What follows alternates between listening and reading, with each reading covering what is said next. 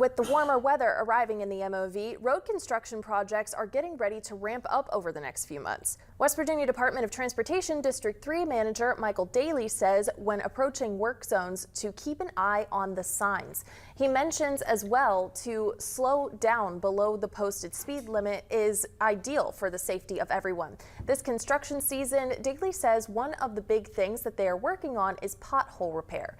When approaching work zones, Daly says to pay attention to the advanced warning signs for the safety of both drivers and workers on the road.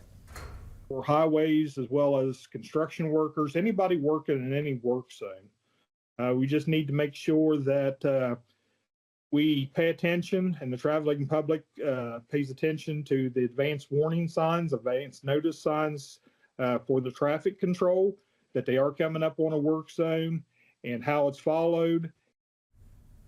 National Work Zone Safety Week is coming up in just 1 month, going from April 21st through the 25th.